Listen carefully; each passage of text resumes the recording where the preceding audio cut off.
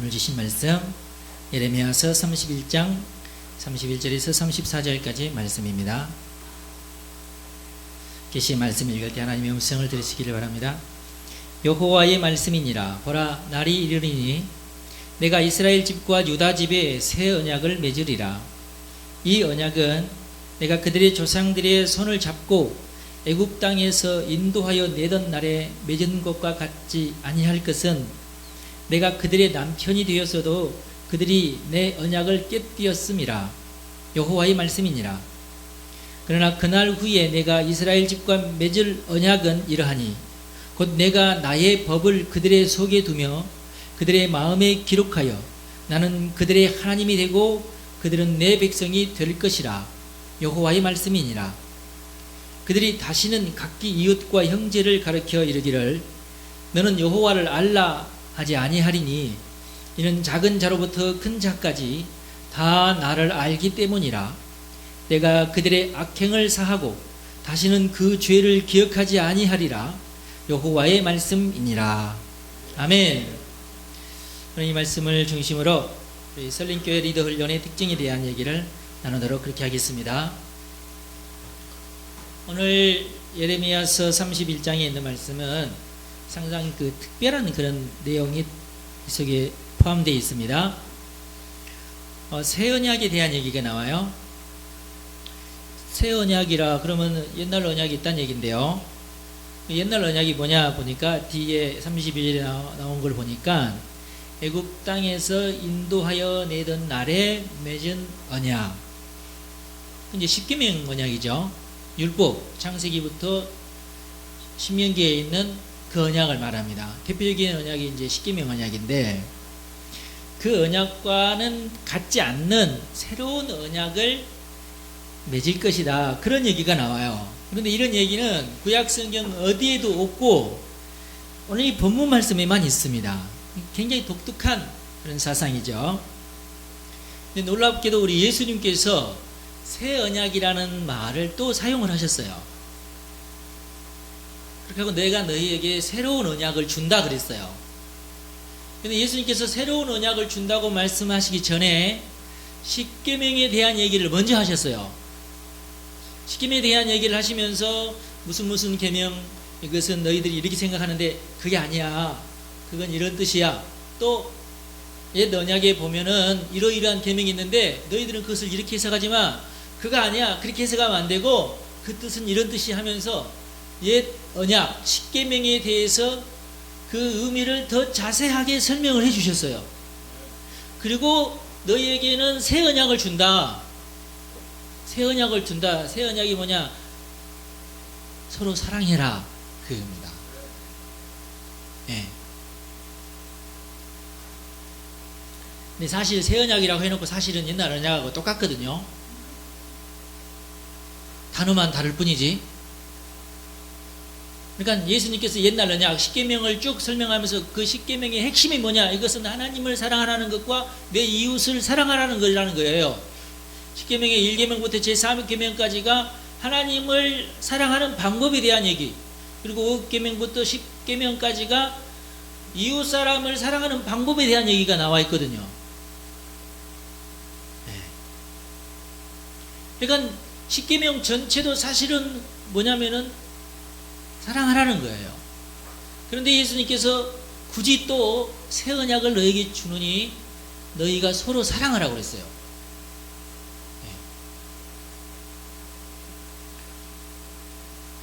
그러니까 가치는 똑같지만 핵심 가치는 똑같지만 문화가 달라졌어요. 틀이 달라요. 형태가 달라졌습니다. 옛 언약은 10가지지만 새 언약은 한 가지예요.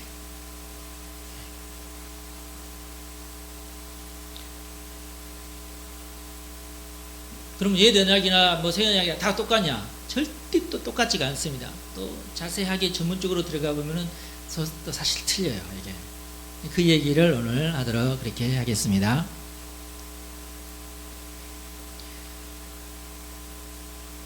예수님께서 이렇게 새 언약을 강조하신 이유는 예수님 자신이 이 새 언약이 강조할 수 있도록 그 가능성을 열어주신 분이 바로 예수님이시기 때문에 그렇습니다. 그러니까 예수님이 아니었으면은 새 언약이 가능하지 않아요. 예수님 때문에 새 언약이 가능하게 되는 겁니다. 예수님이 아니면 우리는 여전히 옛날 언약에 우리는 붙들려 있어야 되고, 우리는 또 이스라엘 사람이 아니고 이방인이기 때문에 우리가 대한민국 국적을 버리고 이스라엘 국적을 취해야지만이 사실은 그 옛날 언약에도 사실은 들어갈 수 있어요. 그런데 예수님께서 옛 언약에 여러 가지 제한된 사항을 예수님의 몸으로 그것을 풀어내셨습니다. 그걸 우리는 십자가를 통한 대속적 죽음이라고 그래요.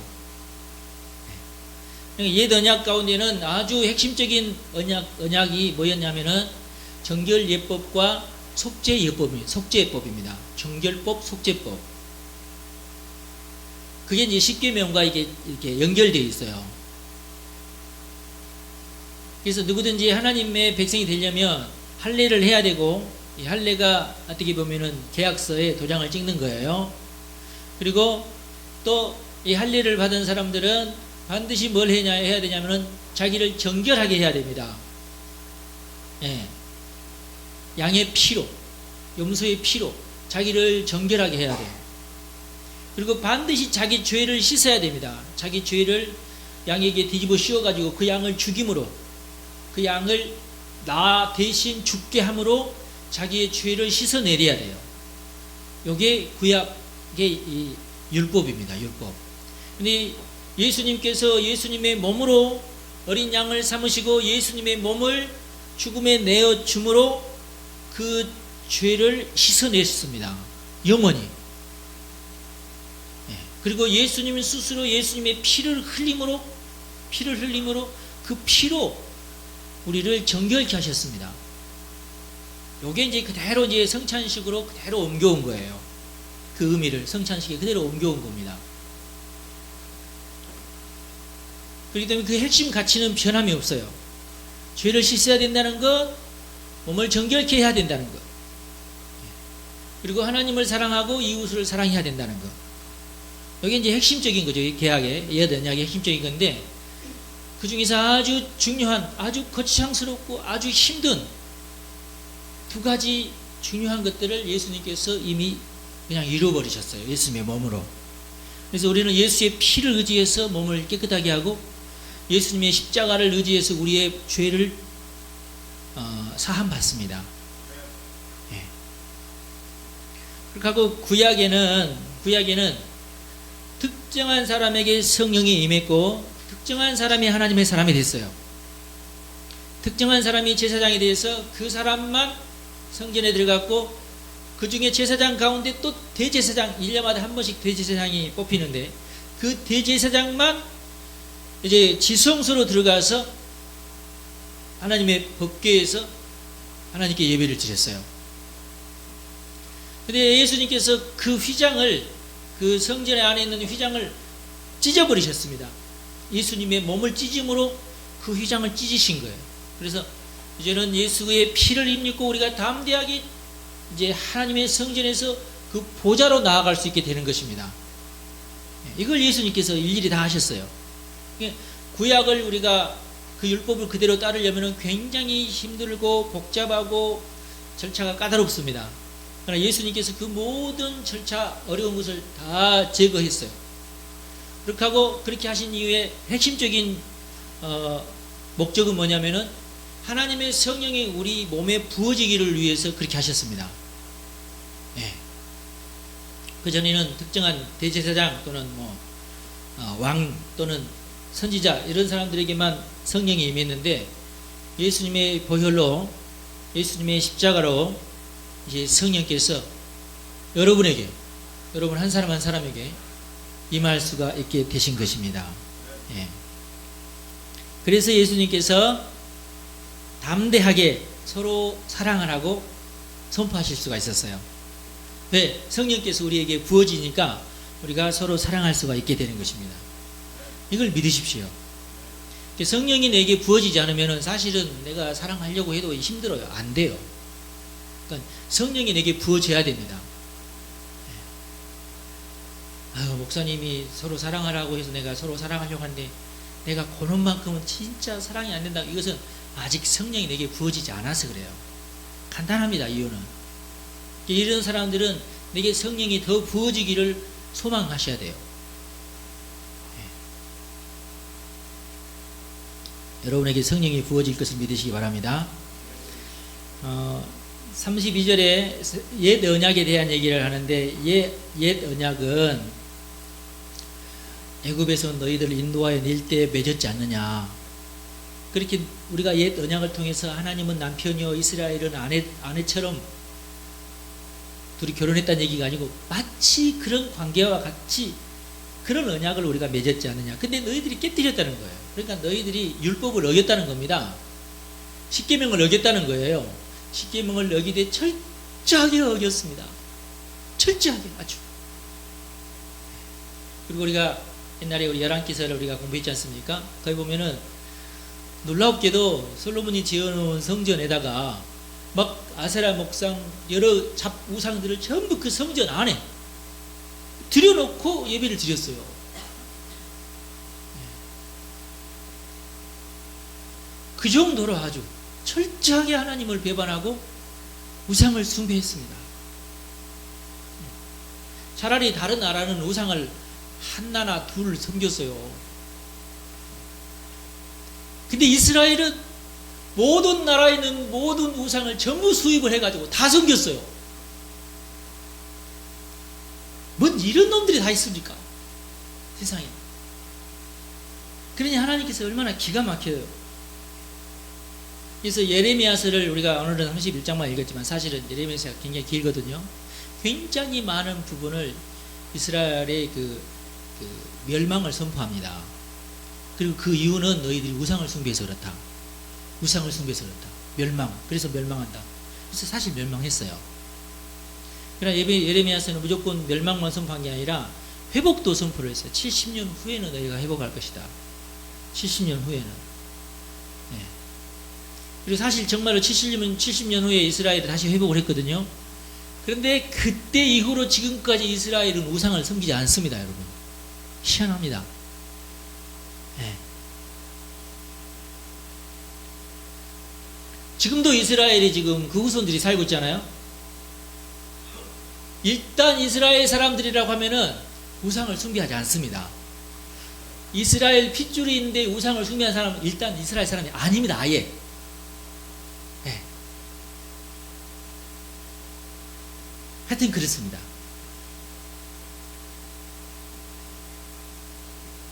그래서 그런지는 모르지만 우상을 숭배하지 않는 그때부터 이스라엘 사람들이 복을 받기 시작을 했고 지금까지 복을 받아요. 우상을 숭배하지 않은 때로부터 이스라엘 사람들이 했던 잘못은 딱 하나, 예수님을 거부했다는 겁니다. 물론 다는 아닌데 예수님을 받아들인 사람은 이제 그때부터 더 이상 이스라엘 유대인이 아니라 그냥 기독교인이에요. 기독교인.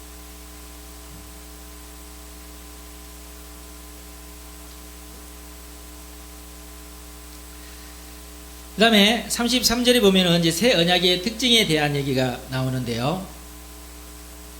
33절에 그러나 그날 후에 내가 이스라엘 집과 맺을 언약은 이러하니 곧 내가 나의 법을 그들의 속에 두며 그들의 마음에 기록하여 나는 그들의 하나님이 되고 그들은 내 백성이 될 것이라 이랬어요. 다시 얘기해서 새 언약의 특징이 있는데 새 언약의 특징은 뭐냐면은 이 법을 우리 속에 둔다는 거예요. 우리 속에. 우리 마음 속에 둔다는 거예요. 이걸 이렇게 돌판에다가 기록하거나 종이에 기록해서 이렇게 읽혀가지고 이렇게 가르치는 게 아니라 우리 마음속 우리 양심에 이 법을 기록을 하겠다는 겁니다.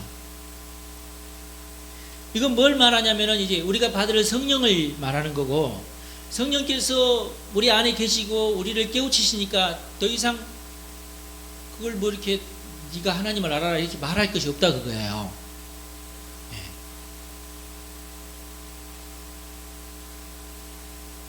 이게 이제 이걸 바울은 로마서 8장에 성령의 생명의 법이라고 얘기를 했어요. 이것은 율법과는 다른 생명의 법이고 성령의 법이다. 그렇게 표현을 한 거죠.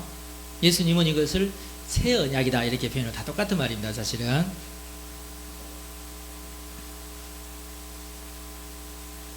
예수님도 뭐라고 우리 가르쳐 주셨냐면은 요한복음에 이렇게 말씀하시고 있어요. 보혜사 곧 아버지께서 내 이름으로 보내실 성령 그가 너희에게 모든 것을 가르치고 내가 너희에게 말한 모든 것을 생각나게 하리라 그랬어요. 다시 얘기해서 성령이 우리에게 임하시면 가르쳐 주신다는 거, 깨닫게 하신다는 거예요. 생각나게 하신다 그 말입니다. 성령께서 우리 마음속에서 말씀하신다 그런 얘기예요. 감동을 주신다 그런 뜻입니다. 그래서 여러분 모두는 예수를 믿고 이제 교회 생활을 하기 시작하면 성령께서 여러분 마음속에 감동하시면서 깨우치시면서 말씀을 하십니다. 그럼 그걸 믿으시기 바랍니다. 아직 그게 없으신 분들은 특별 관리를 해야 되니까 저를 찾아오셔야 됩니다. 요엘서 2장 28절 제가 좋아하는 말씀 여기 보면은 그 후에 내가 내 영을 만민에게 부어주리니 여기서 내 영은 하나님의 영을 말하니까 성령을 말합니다. 그 후에 내가 여기서 나는 하나님의 그 후에 하나님께서 성령을 만민에게 부어주리니 근데 그 원문에 보면 이 만민이라는 것을 우리나라 말로는 만민으로 표현을 했는데 그냥 살이에요. 살. 특별히 살에게 부어준다. 몸에게 부어준다 그 말입니다. 네. 성령이 여러분의 몸속에 거하는 것을 믿으십시오. 네. 그러면은 어떻게 되느냐? 너희들이 성령의 은사를 받고 너희 자녀들은 장래일을 말할 것이며 예언한다 그 말이에요. 너희 늙은이들은 꿈을 꿀 것이며 젊은이들은 환상을 볼 것이다 그랬어요. 그러니까 자녀들은 꿈을 안 꾸며 자녀들은 이상을 안 보면 그런 얘기가 아니에요. 어린 아이에서부터 시작해서 늙은이에 이르기까지 성령으로 충만하게 된다 그런 뜻입니다. 문학적으로 보면 그런 뜻이에요. 그러니까 여러분에게 성령이 충만하게 될 것을 믿으시기 바랍니다. 근데 이제 놀라운 것은 우리 몸에 부어진다는 이 몸, 죄를 지은 이 몸에게 성령이 부어진다는 거예요. 이게 구약 성경에서는 이게 상상도 할 수 없는 얘기죠. 우리가 이제 깨끗해지려면은 이제 양의 피로 우리가 정결함을 얻어야 되고 정결 예식을 거쳐야 되는 그래야 비로소 우리 몸이 깨끗해지는데 깨끗해지는 기간도 하루예요 그냥. 그 다음날 또 정결 예식을 또 치어야 되고 이러는데 이 몸에 성령이 거룩한 영이 부어진다는 거예요. 이 더러운 몸에. 이게 굉장히 획기적인 사실입니다. 여러분 이 사실을 잘 이해하셔야 돼요. 이게 바로 이제 교회 운동과 연결이 되는데 성령이 우리 몸에 임할 때에 교회 운동이 일어납니다. 근데 놀라운 것은 죄인의 몸에 이 성령이 부어진다는 거예요. 그래서 세상 사람들이나 또 예수 믿는 사람들이 착각하는 사람들이 있어요. 아니 성령을 받았는데 왜 죄를 짓느냐 그래요. 여러분 죄인의 몸에 성령이 부어졌으니까 아직 죄를 지은 사람도 있어요. 그게 가능하게 되는 겁니다. 이건 헷갈릴 것이 아니에요. 이렇게 하려고 예수님께서 십자가를 지신 것입니다. 왜냐하면 이렇게 하지 않으면 우리를 구원할 수 없기 때문에 그렇게 하신 거예요. 그래서 우리에게 성령이 부어졌기 때문에 우리 안에서는 영적 전쟁이 일어나는 겁니다. 성령께서도 내게 감동을 주시고 마귀도 예전에 그랬던 것처럼 계속 감동을 주고 그러는 거예요. 우리 안에서 성령께서도 말씀하시고 귀신도 얘기하고 그런다 그 말이에요.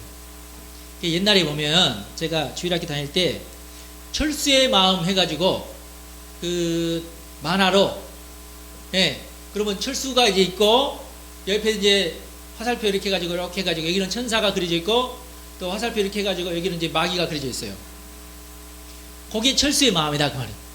그러면 이제 그 마음속에 천사가 철수야 너 착한 일을 해야지.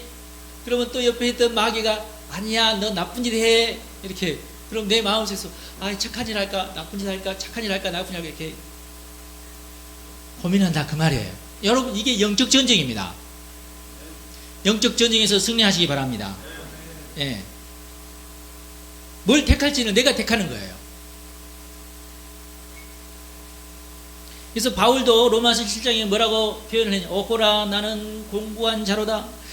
이 사망의 몸에서 누가 나를 건져내라 이렇게 표현을 했어요. 왜냐하면 내 안에 있는 성령의 법은 나를 하나님께로 이끌고 내 안에 있는, 내 육체 안에 있는 이 사망의 법은 나를 마귀에게로 이끈다 그 말이에요. 이렇게 켜져. 이해가 되십니까? 네.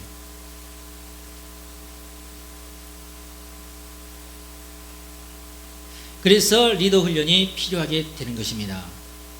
리더 훈련을 다른 말로 하면 경건 훈련이고, 경건 훈련을 다른 말로 하면 성령 훈련입니다. 그래서 여러분, 교회만 나온다고 해서 다 기독교인이 되는 것은 아니고, 이렇게 경건 훈련, 성령 훈련을 해야 참다운 기독교인이 되는 것입니다. 여러분, 리더 훈련에 도전하시기를 바랍니다. 이제 우리가 리더 훈련이 가능해진 이유는 성령께서 우리 안에 거하시면서 우리에게 증거하시고 우리를 도와주시기 때문에 가능해요. 리더 훈련이, 성령 훈련이 그래서 가능합니다. 네. 그래서 어렵지가 않고 쉽습니다. 성령께서 우리 안에 거하시기 때문에 또 코칭이 가능해요. 네. 코칭으로만 된다 이건 절대로 아니고, 코칭이 탁월한 효과가 있다 그런 뜻입니다. 그래서 제가 코칭 기법을 리더 훈련에 도입하는 겁니다. 이해가 되시죠? 근데 어떤 사람은 이렇게 생각하는 사람이 있어요. 야, 내 안에도 성령이 있는데 뭘 목사님에게 가서 물어볼 필요가 뭐 있어? 뭘 교회 갈 필요가 뭐 있어? 내 안에 성령이 있다고 성경이 돼 있지 않냐? 모든 학습이나 모든 훈련 내 멋대로 하면 되는 거지. 그렇게 해석하면 가장 마귀적으로 해석하는 셈이 되는 겁니다. 여러분들을 제대로 그렇게 해석하지 않으면 좋겠어요. 성경에 계시된 성령님은 절대로 그런 개인적인 방법을 취하시지 않으셨습니다. 그러니까 우리가 성경 말씀을 딱 한 구절만 보고 그것만 알면은 이런 오류가 생깁니다. 성경을 창세기부터 요한계시록까지 전체를 다 보면서 인도함을 받으면 절대 이러지 않았습니다. 이단들은 꼭 자기가 원하는 그 구절만 쪽집게로 뽑아가지고 그것만 이렇게 자기들 멋대로 이렇게 조합을 해가지고 자기 멋대로 푸는 그런 경향이 있는데, 네. 나도 성령 받았으니까 내 멋대로 성령께서 내 마음속에 감동해 주시는 대로 내가 살면 되지 이렇게 생각하는 사람은 그 사람은 교인이 아닙니다.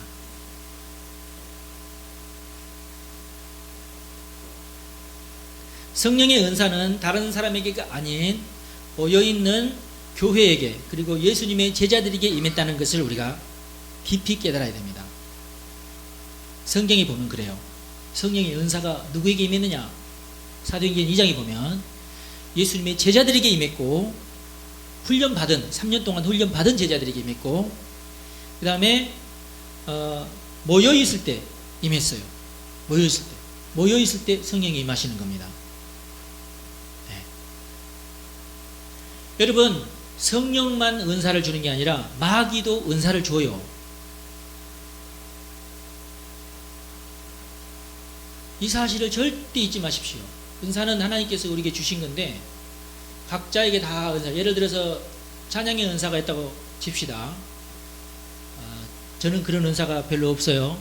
있다고 해봤자 초등학생 수준인데, 저도 한때는 고등학생 수준, 대학생 수준의 찬양의 어떤 음악의 은사를 사모해가지고 열심히 도전한 적도 있어요. 근데 안 돼요. 저는 진짜 안 됩니다. 저는 이론적으로만 여기 머릿속에 들어와 있어요. 그냥. 근데 실제적으로는 안 돼요.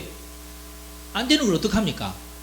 그래서 절대 저는 음악하는 사람들 앞에서 나 음악한다고 절대 저는 폼 안 잡습니다. 근데 이 음악의 은사를 성령께서 사용하시면 찬양으로 하나님께 영광을 돌리지만 마귀가 그 은사를 사용할 수도 있어요. 그래서 얼마든지 마귀를 찬양하고 세속적인 음악을 할 수 있습니다. 네, 그리고 사악한 음악을 할 수 있어요. 음악으로.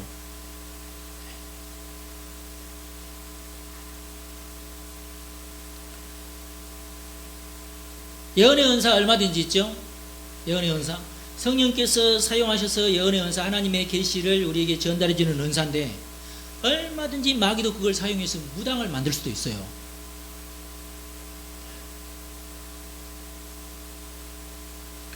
그러니까 여러분 잘 기억하십시오. 오직 성령의 은사만 받아야 됩니다. 예. 그게 중요해요. 그것을 검증하고 그것을 보호하고 그리고 그것을 개발하는 것이 교회를 통해서입니다. 그러니까 절대 혼자 이것을 하려고 하면 안 된다는 겁니다.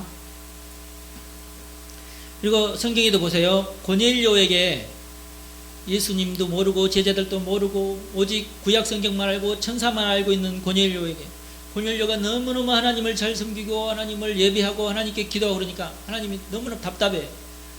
어떡할까? 이 성령을 부어줘야 되고 이 사람 구원해야 되는데 살 수 없이 고넬료에게 하나님 천사를 보내. 고넬료야 너 이러지 말고 베드로를 청해라. 베드로를. 베드로라는 누굽니까? 어디에 가면 베드로가 살고 있으니까 베드로를 청해라 그랬어요. 여러분 하나님에게 고넬료에게 천사가 나타나서 내가 너에게 계시를 주겠다. 내가 너를 영적인 리더로 삼겠다. 절대 그런 말 하지 않습니다. 빨리 너는 리더를 찾아가라. 네. 예수님의 제자를 찾아가라. 그에게서 배워라. 그랬어요. 그에게 코칭을 받아라 그랬어요.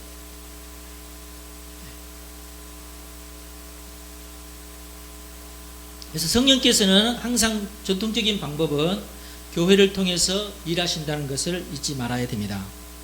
물론 성령님은 교회를 초월해 계신 분이십니다. 당연히 그러시죠. 교회를 통하지 않고도 얼마든지 일을 하시는 분이시죠. 교회를 통하지 않고도 하시는 일이 굉장히 많습니다.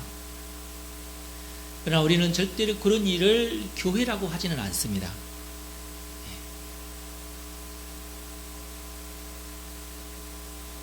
그리고 왜 교회의 보호가 필요하냐면은 죄인의 몸에 성령이 임하셨기 때문에 여전히 그가 죄인이라는 것을 잊지 말아야 됩니다. 다만 이제 예수님의 공로로 말미암아 우리가 양이나 염소의 피가 아닌 예수님의 피로 정결하게 되고 죄를 사함 얻기 위해서 양이나 소에게 안수를 해서 그를 대신 죽이고 그를 불살라서 하나님께 드림으로 죄를 사하는 게 아니라 예수님의 십자가로 우리 죄가 사해지고 그걸 믿음으로 우리 죄가 사해지는 겁니다. 그래서 성령께서 우리에게 임하실 수 있으신 거죠. 편리해졌다는 거죠. 그리고 죄 사함이 완전해졌다는 것입니다. 그러나 죄인이 아니라는 뜻은 아니에요. 죄를 범하지도 못하게 됐다는 뜻이 아닙니다. 성령을 받았으니까 저 사람 절대인지 앞으로 죄를 못 지겠구나 이게 아니에요. 네. 죄 사함 받는 것과 그리고 정결하게 되는 것이 편리해졌고 완전해졌다는 것을 의미할 뿐이에요. 이것을 잘못 오용하면 안 됩니다.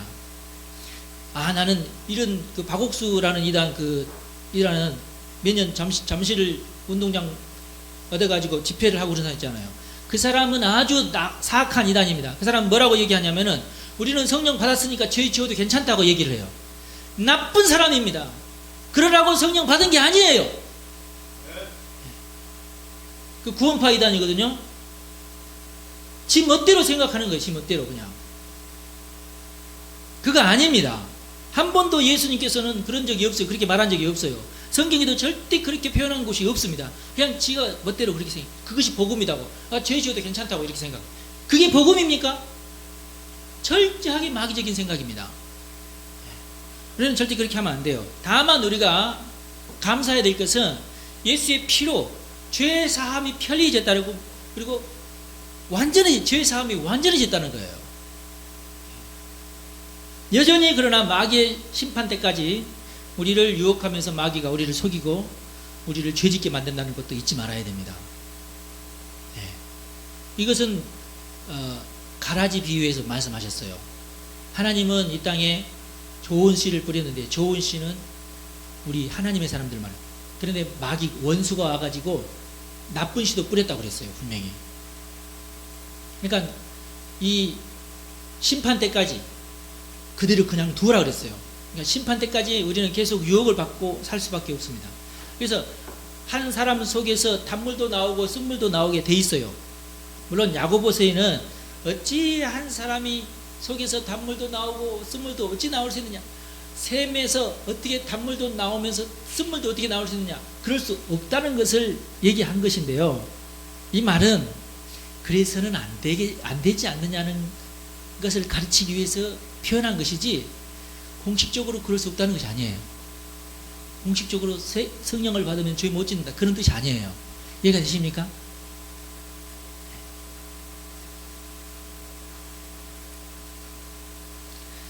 바울도 분명히 얘기합니다. 성령을 소멸하지 말라 얘기하잖아요.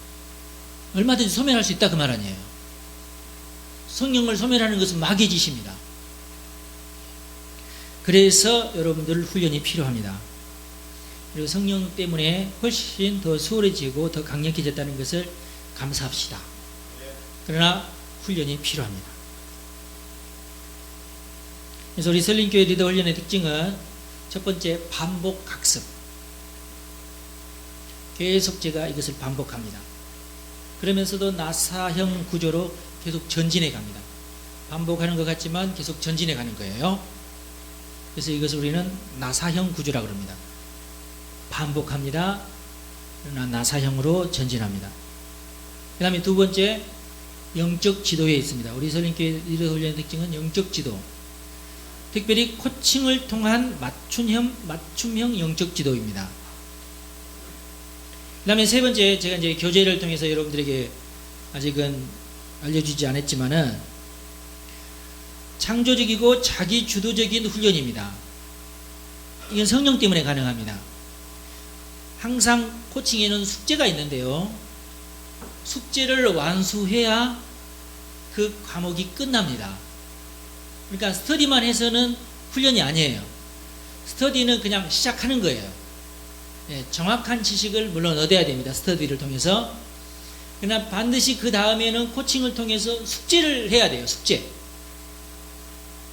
각 숙제가 있는데 그 숙제를 자기의 형편에 맞게끔 자기가 정하는 겁니다. 그걸 우리는 자기 주도적 훈련이라 그러는 거죠.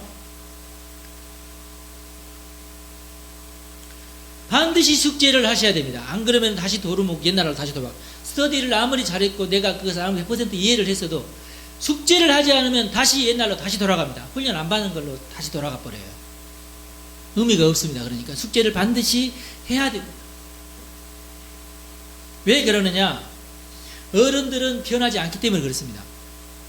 청소년들까지는 그래도 학교에서 숙제를 내주고 선생님도 있고 위에 또 부모님들도 있고 그래가지고 안 하면 매로 때리기까지 하고 그러니까 애들이 변합니다. 청소년들은.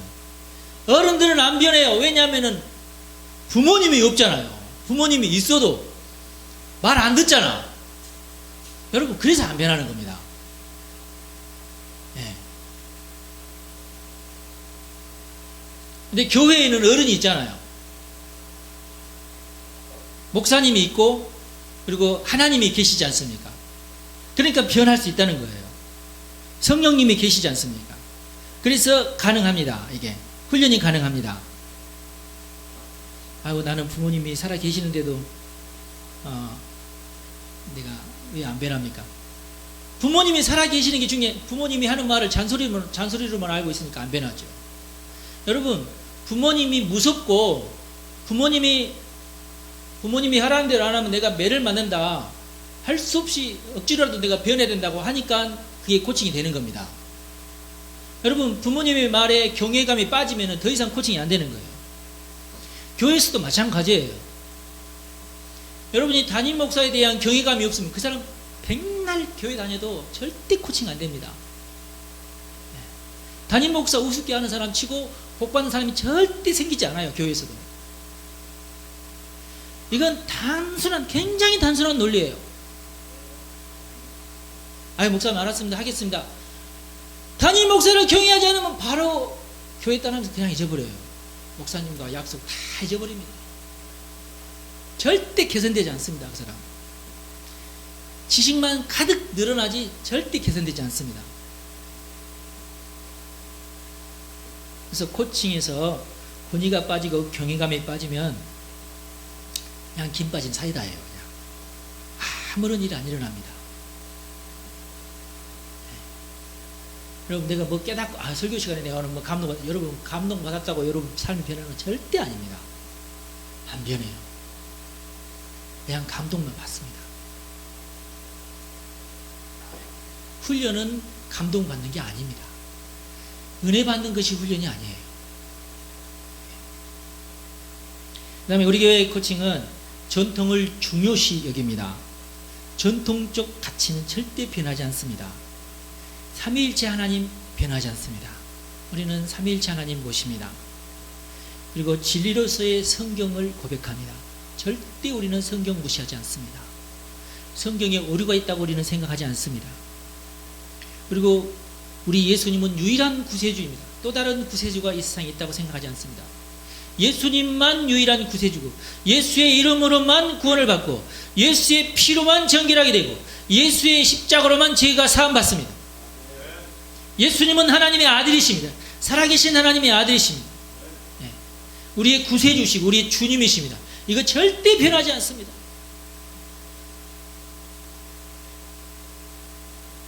그리고 성령 운동을 통한 교회 성장, 교회가 성장해야 될 것을 우리가 믿고, 그것은 성령 운동을 통해서이고 부흥 운동을 통해서임을 우리가 믿습니다. 이거 절대 전통적인 가치고 이것은 변하지 않습니다. 그러나 절대로 여러분, 전통적인 가치가 변하지 않는다고 해서 문화가 변하지 않는다는 얘기는 절대로 아닙니다. 전통적인 패러다임과는 전혀 다른 새로운 패러다임을 우리가 취할 것입니다. 다시 얘기해서 전통적 가치관은 변하지 않지만 옷은 변합니다. 옷, 전통적 가치에 필요한 시대적인 옷, 계절은 바뀐다 그 말이에요. 문화는 바뀐다. 패러다임은 바뀐다. 생각 중에서 아주 그 핵심 가치가 변하지는 않지만은 여러 가지 그 핵심 가치를 둘러싸고 있는 문화는 바꿔진다 그 말이에요. 그리고 생각이 발전하는 것을 저는 믿습니다. 2000년 전의 생각과 지금의 생각은 완전히 다릅니다.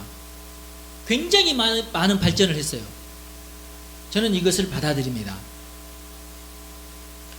특별히 여러분들 성령 세례에 대한 이해, 우리가 오순절, 조영기 목사님이 오순절 운동을 하기 이전까지만 해도 성령 세례니 방언이니 무슨 예언이니 또는 병 고치는 은사니 이런 것들 거부했어요. 우리 한국 교회에서도 거부했어요.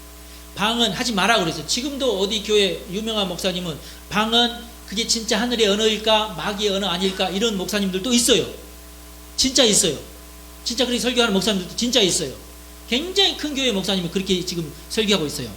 그러나 그 목사님을 저는 동의하지 않습니다. 저는 방언을 인정하는 목사이기 때문에 그렇습니다. 네. 그분은 그렇게 얘기하죠. 초대교회 때만 방언이 있었다. 성경에 완전히 기록되지 않았기 때문에 방언이 필요했다. 이제 성경이 다 기록됐으니 방언 필요 없고 이제 설교를 잘하니까 방언 필요 없다. 그렇게 얘기하거든요. 근데 저는 이렇게 생각해요. 성경에도 방언이 있는데 성경에 이게 나중에 성경이 완료되면 방언 필요 없지롱 이런 말이 절대 없어요. 성경에. 네. 그리고 성경에 분명하게 방언을 금하지 말라고 돼 있어요. 예언도 금하지 말라고 돼 있어요. 방언 금하는 사람은 꼭 예언을 금합니다. 왜 예언을 금하냐면 말씀이 분명하게 이제 기록되어 있고 우리나라 말로도 번역되어 있고 설교 말씀이 있는데 무슨 예언이 필요하냐? 아니요, 그렇지 않아요. 구약 성경에도 구약 시대에도 구약 성경이 있었지만 예언이 있었잖아요. 네. 그리고 고린도전서에 분명히 신약 성경에도 보면은 예언을 무시하지 말라고 돼 있어요. 예언을 금하지 말라고도 돼 있고, 그리고 특별히 예언의 은사를 사모하라고 돼 있습니다. 아니 성경에 그렇게 돼 있는데 어떤 강큰 목사가 그 성경을 그런 식으로 해석을 하냐고. 아니라는 거예요. 그냥 문화적으로 자기가 예언 못하니까 그동안 교회가 예언 안 해왔으니까 예언하지 말자는 얘기인데 아니라는 거예요. 생각이 발전했다 그 말이에요. 그 다음에 돈에 대한 생각과 세상에 대한 부정적인 이해가 많이 바꿔졌습니다. 성경에는 돈에 대해서 세상에 대해서 부정적인 얘기도 있고 긍정적인 얘기도 있어요. 그러니까 편파적으로 부정적인 얘기만 가지고 가르치지 말자 그 말이에요. 할렐루야. 그 다음에 종말에 대한 이해도 마찬가지입니다. 종말에 대해서 성경에 굉장히 부정적인 얘기도 있지만은 긍정적인 얘기도 굉장히 많아요. 마찬가지로 왜 긍정적인 얘기는 안 가르치고 왜 꼭 부정적인 얘기만 가르치냐 교회에서. 그러지 말자는 거예요. 그냥 다 똑같이 가르치자는 거죠. 이런 식으로 생각이 더 건강하게 바뀌었다는 거. 예, 문화도 바뀌었다는 거. 예. 그래서 리더 훈련이 필요한 겁니다. 그래서 전문가가 필요한 것이고 훈련받는 성도들이 필요한 것입니다. 여러분 도전하십시오. 리더 훈련에 도전하시기 바랍니다. 리더 훈련에 도전하지 않고 올바른 신앙을 간직한다고 생각하지 마십시오. 주일 예배만 잘 참석한다고 내가 참 그리스도인이 된다고 생각하지 마십시오. 그렇지 않습니다. 도전하시면 여러분이 변화를 받습니다. 도전한 만큼 여러분이 복을 받습니다. 도전한 만큼 여러분의 가정이, 여러분의 그리고 식구들이, 그리고 여러분의 일터가 변화를 받습니다. 잘 될 줄로 믿습니다. 기도하겠습니다. 하나님 감사합니다. 이 시간 우리 성도들을 축복합니다. 리더 훈련에 도전할 수 있도록 성령님 감동하여 주옵소서. 말씀하여 주옵소서. 그리고 그런 형편, 그런 환경을 주님께서 만들어 주옵소서. 이 시간 우리 성도들을 축복합니다. 형통케 하여 주옵소서. 우리 주 예수님의 이름으로 기도하옵나이다. 아멘.